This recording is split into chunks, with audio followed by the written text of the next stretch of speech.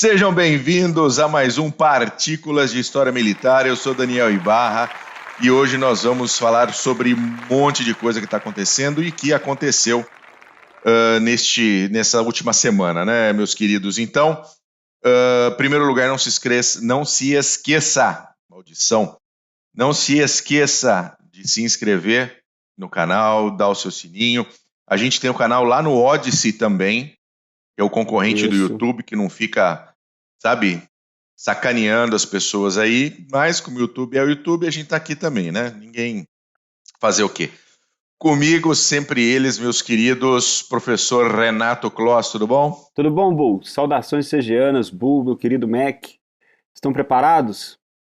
Sempre. Nascemos prontos. Cegianas, isso aí. Sempre, A paz sempre. terrível. Muitos falam que estamos em paz, mas guerra Tá foda, né? Conflito pra tudo quanto é lado. Tá foda. Conosco também o homem mais lindo de Santa Catarina, Glênio Madruga. Tudo bom, Mac? Tudo jóia, Bull, tudo jóia, Paulos, ouvintes. Saudações cavalarianas para vocês aí. E obrigado, já deixando o agradecimento antecipado a todo mundo que tá apoiando a gente, principalmente ali na parte de membros do YouTube. Valeu mesmo. Muito, muito bom. Nossos agradecimentos. Muito obrigado, senhores. Muito obrigado. Mas começando aqui o nosso PHM, eu vou começar rapidinho falando que agora no último dia 14 de junho comemorou-se 39 anos da rendição argentina da sua ocupação ilegal das Ilhas Falklands, na guerra que aconteceu em 1982, entre 2 de abril e 14 de junho. Tá? Ilhas então, qual? Ilhas o quê? Às 9 horas... Diga, Mac. Ilhas o quê? Ilhas o quê? Só para confirmar.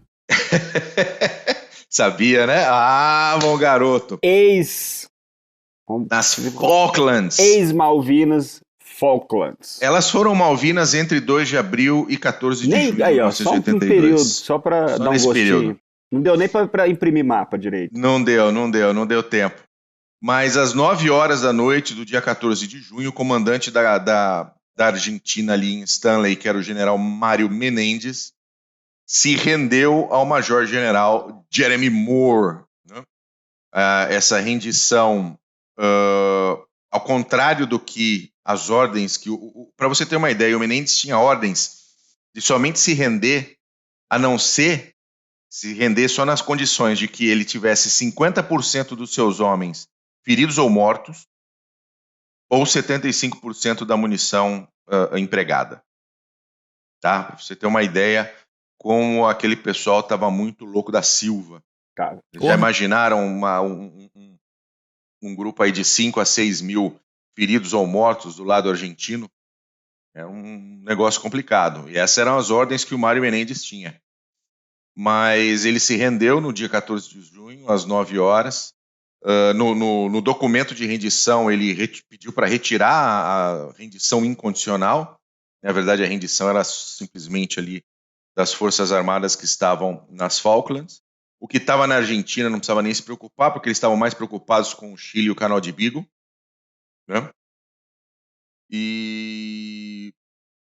Mas, finalmente, as ilhas retornaram às mãos de quem as pessoas queriam que ela realmente estivesse, que era a Grã-Bretanha, efetivamente. As ilhas sempre foram britânicas. Existe uma doutrinação dentro da Argentina, com uma série de mentiras, inclusive. O pessoal fabrica mentira. Impressionante isso. Mas finalmente a guerra acabou. Eu tenho muito contato com alguns veteranos e com moradores, inclusive, das Falklands, e para você ter uma ideia, diariamente nas redes sociais, na imprensa, existe uma pressão argentina o tempo todo sobre a questão das ilhas. Né? Então, apesar deles terem um grande número de tropas hoje nas Falklands, sempre tem a presença da Royal Navy também, mas eles o tempo todo têm essa pressão argentina de que é nossa, e nunca foi deles, a não ser entre 2 de abril e 14 de julho. Ô, Bull. Oi. Inclusive, eu acho que foi esse em 82, da Royal Navy, foi o último barco da Europa que chegou na Argentina, né? Que eles gostavam de falar agora. que os argentinos vieram de barcos da Europa, enquanto os Pois brasileiros é. da selva. Eu acho que esse aí foi o último barco que chegou na Argentina, o barco da Europa. O último barco europeu foi o que chegou lá levou os perto. prisioneiros. Porque o anterior foi um U-Boat, se eu não me engano. Agora o último Exatamente. foi a Royal Navy. Tem que alugar mesmo, porque... Paulus ácido nessa manhã de domingo.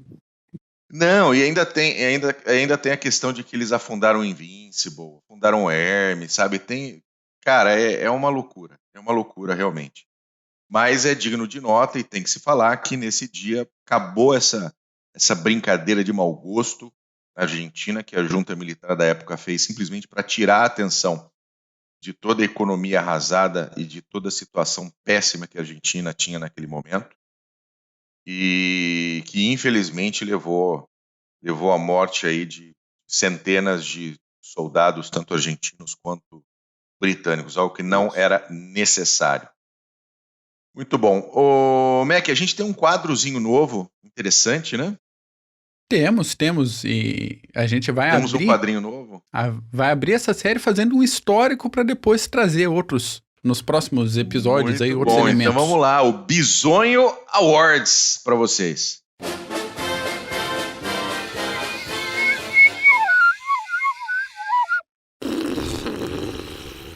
Então, vamos lá para o prêmio Bisonho do Ano, Bisonho Awards, aí, todos os anos, cerca de 1.000 jovens de grande inteligência, de capacidade militar comprovada, se formam lá na academia de West Point.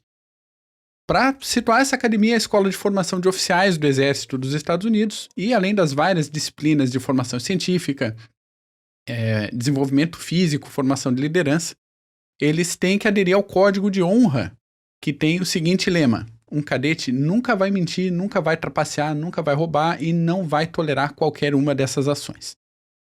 Entre tantos formados, a gente pode citar aí 2 presidentes dos Estados Unidos, vários generais famosos, como o Grant, o Lee, o Sherman, Jackson, Eisenhower, Patton, Bradley, MacArthur, tantos outros. A academia foi fundada lá no século XVIII e também 76 ganhadores da Medalha de Honra do Congresso. Mas voltando ao assunto do tópico de hoje, a formatura em si é um momento especial para quem consegue chegar ao final do curso. Não é um curso fácil e só chegar no fim já é um motivo de comemoração. E mais especial ainda para especificamente um dos formandos. Só uma pessoa pode entrar num clubinho especial, na categoria que inclui o general George Custer, por exemplo, famoso lá pela Batalha de Little Bighorn. Mas qual é o destaque disso? É o 01 da turma? É o primeirão? É o mais capaz fisicamente? Não é. Esse clubinho é o clubinho do último colocado da turma no ano. Os Estados Unidos eles têm uma tradição disso, porque no draft da NFL, todo ano na NFL, o futebol americano, logo no comecinho, antes do início da temporada, eles pegam todos aqueles atletas universitários que estão disponíveis para jogar para a NFL e as equipes escolhem. Sim. Elas escolhem 251 atletas. E o último escolhido é chamado de Mr. Irrelevant. É o senhor irrelevante. Mas nós tivemos no último Super Bowl um Mr. Irrelevant que foi campeão do Super Bowl. De qualquer maneira, eles têm essa tradição de não só de premiar o topo, mas também daquela zoadinha com o pessoal lá do bottom. Pois é, e essa zoadinha vai além em West Point, né? Porque essa tradição de West Point começou observando o caráter de alguns formados, como George Pickett e o próprio Custer. Todo aquele negócio, principalmente aí vou dar uma zoada especial com os amigos de cavalaria hoje. Que negócio de querer aventura, essa imaginação, de eu vou sair tocando zaralho em tudo, de se provar o grande guerreiro. Tem uma situação tudo contrário, cara, não, eu vou fazer diferente, aqui vou entrar pra história. Né? Típico. Tudo típico e é muito legal quando dá certo. Quando não dá certo é desastre. Sim. É aquela diferença do cara imprudente e do gênio militar. Ver se vai dar certo a ação. Enfim. Os últimos de cada turma são conhecidos como os GOATs de West Point. Que hoje em dia o termo é usado pro cara que se destaca muito É o greatest of all times, uma coisa assim.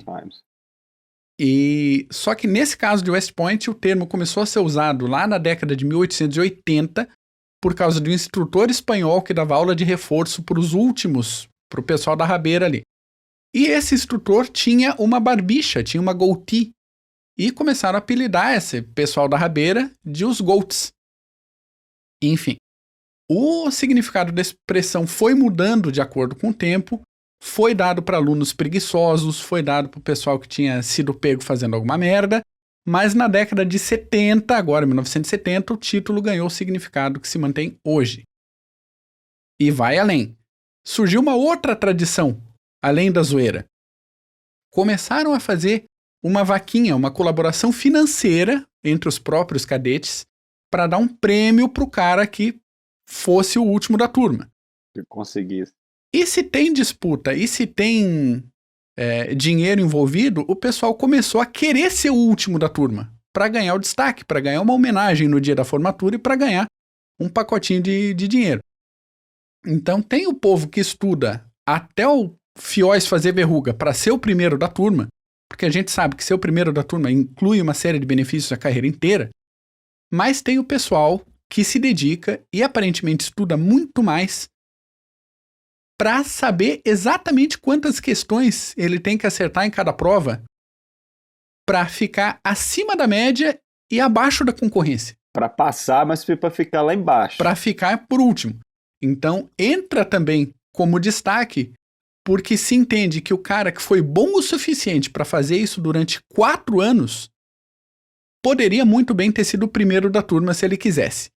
Então, tem essa história aí, essa tradição dos GOATs de West Point.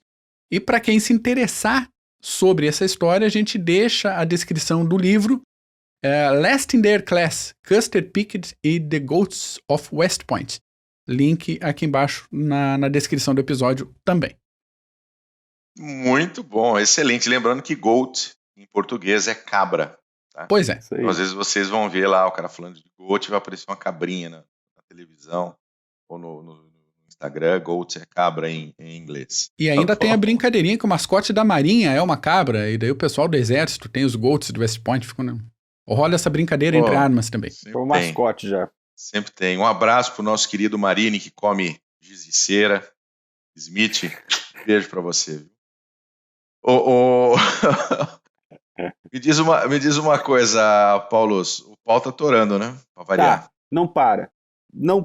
E hoje é interessante que tá torando no quintal aqui do Brasil. E que tem sérias implicações.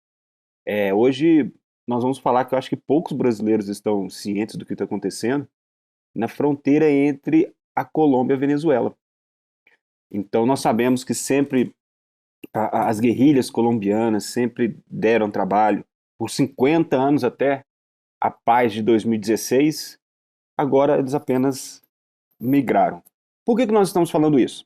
Porque ocorreu a operação em abril e que tem resultados até hoje da Operação Escudo Bolivariano. Então nós temos guerrilhas colombianas que resolveram cruzar a fronteira porque a situação na Venezuela estava melhor.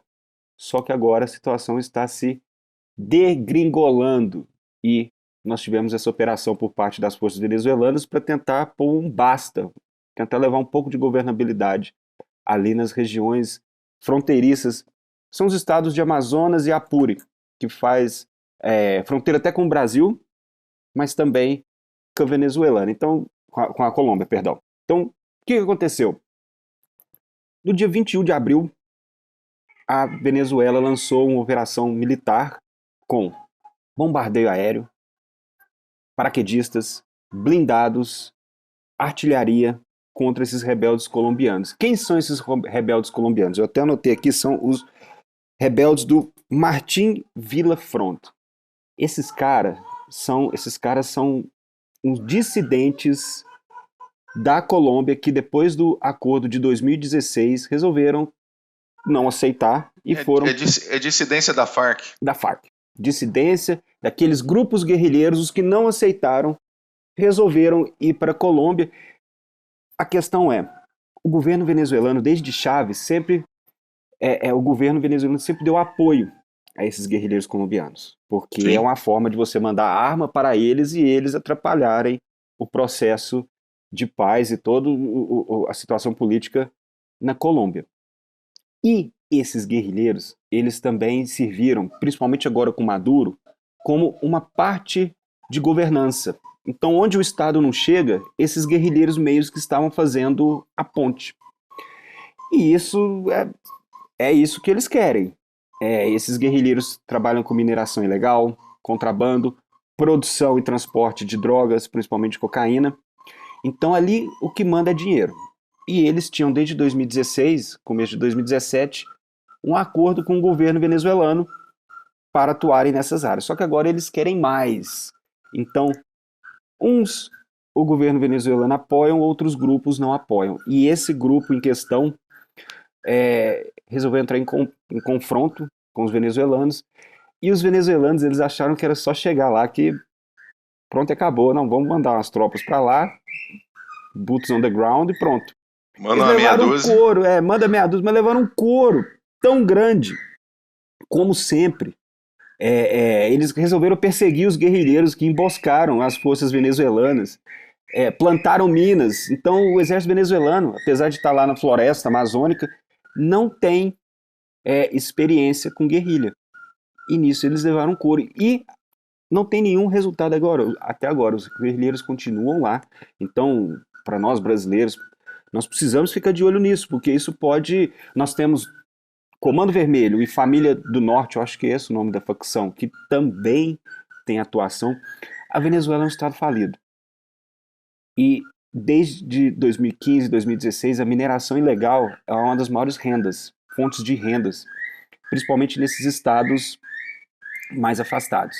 Então, guerrilheiros, criminosos, traficantes, todos foram para a região. Não, e todos se unem, né? Se no Brasil você tem PCC, Comando Vermelho, se conversando, eles têm ligações com partidos políticos brasileiros, que a gente sabe. Sim. Cara, e com certeza tinham conexões com a Farc, conexões com essa parte podre da Venezuela. Tudo. Então, é normal. E lembrando ali que aquela região ali é selva. Então, assim, não tem uma fronteira, não tem um portão para você pular.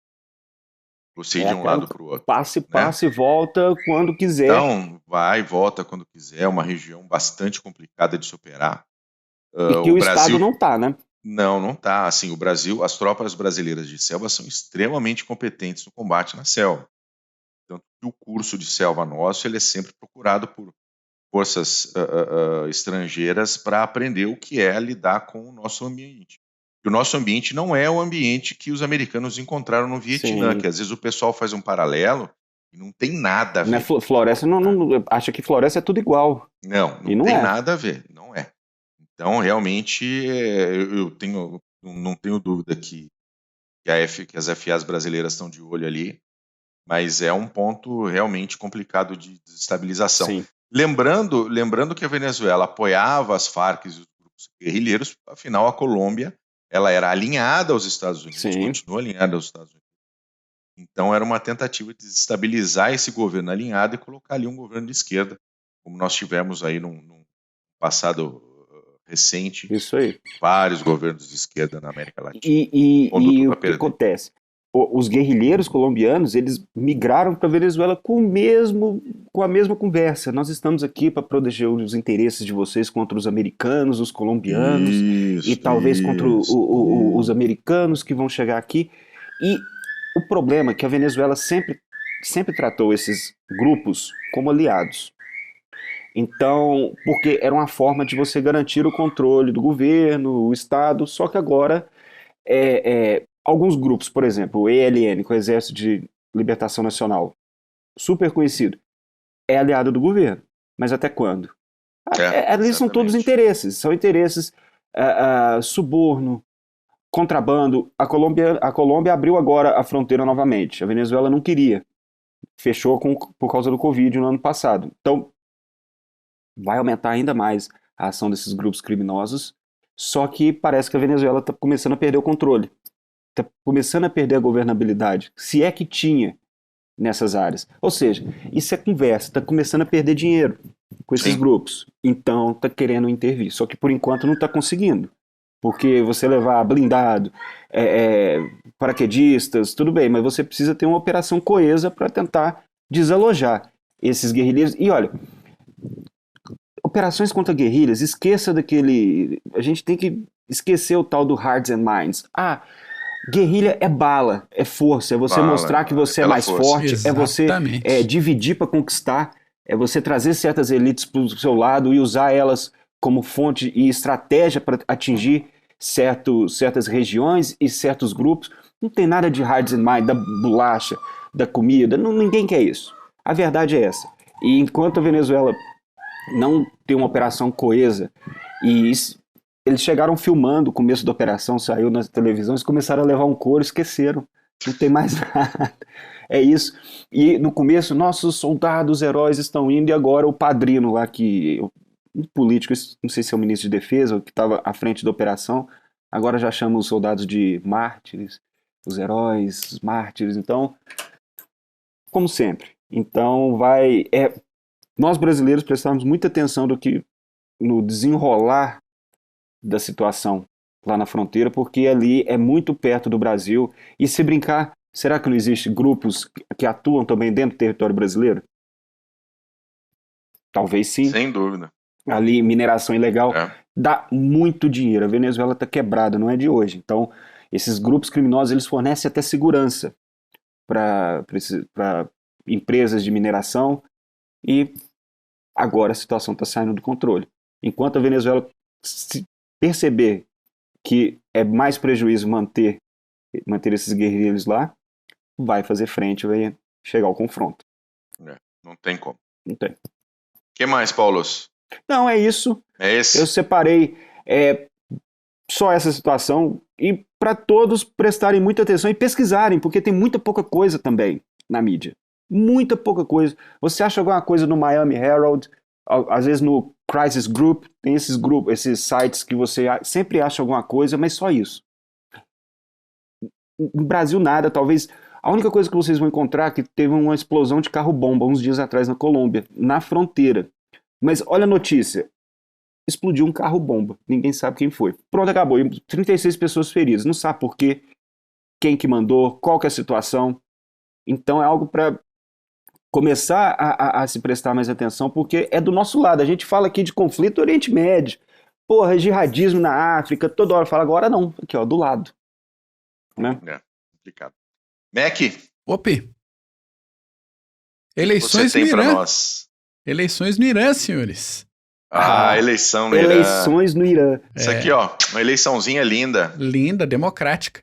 Um novo presidente foi eleito no Irã essa semana, levando a eleição no primeiro turno com 62% dos votos válidos.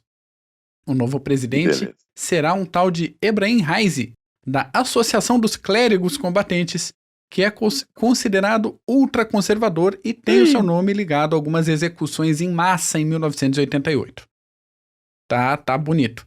Essa eleição é daquelas que a gente fica realmente meio na dúvida se dá para chamar de democrática, porque a abstenção foi acima de 50%, e dos mais de 600 pré-candidatos, só 7 candidaturas foram aceitas por um conselho chamado Conselho de Guardiões da Constituição. Bom a gente citar que alguns dos nomes de peso político na região que poderiam incomodar foram tirados, como o ex-presidente Mahmoud Ahmadinejad. Tem anos que eu não consigo falar esse nome. Amigo do Lula. Isso. E o atual vice-presidente Eshag Jahangiri também deixaram o cara de fora. Pelo jeito, né, tem toda a cara de ser uma eleição arranjada, e quem quiser no Irã que vá tentar reclamar com a Ayatollah Khamenei, que é quem manda naquele lugar de verdade desde 1989. Olha, pelo menos foram primeiro turno e 62%. Porque o Assad saiu com 94% agora, esses meses para trás, né? Sim. Pelo menos eles tiveram o cuidado de dar uma recuada na margem. Do Saddam, a última deles que foi 98%. Exatamente. Kim Jong eu acho que foi com 102, hein? Eles falaram. Boa. E também, falando em política, essa semana teve a saída do Netanyahu, depois de 12 anos como primeiro-ministro de Israel. Sim. O parlamento israelense aprovou aí uma nova formação de governo, composta por 8 partidos e liderada pelo Naftali Bennett, de 49 anos de idade. Se não me engano, é a primeira coalizão de governo com participação árabe também. Tem gente que vê o Naftali com preocupação, mas ele disse que vai manter a linha dura com o Irã e alertou Hamas que não é inteligente disparar mais foguetes contra o território israelense. Aí o Hamas essa semana lançou alguns balões incendiários e logo em seguida a Força Aérea de Israel já começou a despejar as boas-vindas no novo governo em cima da faixa de Gaza. O Netanyahu, puto dentro das calças, diz que vai voltar para o governo depois de, aspas, derrubar esse perigoso governo esquerdista mais cedo do que se acredita. Fecha aspas. Não é só ele que tá puto. A população também tá descrente da formação desse novo governo e só 11% dos israelenses acha que o novo primeiro-ministro consegue chegar até o final do mandato. Olha. Então, A gente tem que ver que situações políticas, né? Situações políticas dentro do parlamentarismo, onde você precisa de maioria para poder eleger o líder do governo. Lembrando que no parlamentarismo há uma separação, né, entre chefe de Estado e chefe de governo. Uhum. Por exemplo, o chefe de governo da Grã-Bretanha é o Boris Johnson, e o chefe de Estado é Sua Majestade, a Betinha, nossa reptiliana favorita. Betinha, só amor. E então, você tem e na Grã-Bretanha você tem 2 grandes partidos, né? Então é simplesmente uma maioria de assentos dentro do parlamento. Agora, você precisa juntar 8 partidos políticos. E, aliás, quando você olha o espectro ideológico desses partidos, desses 8, tem alguns bem diferentes. Uhum. Bem diferentes. Então, assim, faz todo sentido que o novo primeiro-ministro israelense talvez não chegue, sei lá, no final do primeiro ano de mandato. Exatamente. Talvez nem chegue no fim do ano. Para alguns desses partidos, o único ponto em comum era querer tirar o Netanyahu. Só. Sim. Eles não concordam mais nada. Era apenas o único ponto, a única convergência. O resto é cada um para um lado. Vai ser complicado. É isso por hoje, senhores? Eu queria deixar só uma curiosidade, que a gente está gravando esse episódio no dia 20 de junho. Em 1944, o foguete MW-18014, uma variação do foguete V2 alemão, que na época ainda era conhecido como A4, ele virou V2 mesmo, acho que em setembro de 44. Dado absolutamente irrelevante. O MW-18014 decolou do centro de pesquisas em Peenemünde e atingiu a altitude de 176 quilômetros, se tornando o primeiro objeto feito pelo homem a atingir o chamado espaço exterior. Ainda assim, ele não chegou a atingir a velocidade de escape e se espatifou, se esparramou, se esborrachou na volta, mas tendo registro de primeiro voo espacial suborbital. Exatamente um ano depois, em 20 de junho de 45, saiu o Green Card para o Werner von Braun e pela equipe dele, e eles ganharam autorização para se mudarem para os Estados Unidos com aquele abraço, aquela ajudinha da Operação Paperclip. Então, curiosidade 2 em 1 aí de 20 de junho. Muito bom. Excelente. Chega, acabei. Então tá bom. Acabou? Acabei. Encerrou? Paulos, obrigado. Eu que agradeço, meus queridos. Beijo pra todos. Mac. Beijo. Valeu. Obrigadão. E logo eu tô lançando um podcast novo, hein? No Bunker com Bull. Isso aí, no Bunker com Bull. Vai ter umas historinhas bem legais lá, tá bom? Valeu, gente. Um grande abraço. Boa semana. Tchau. Valeu.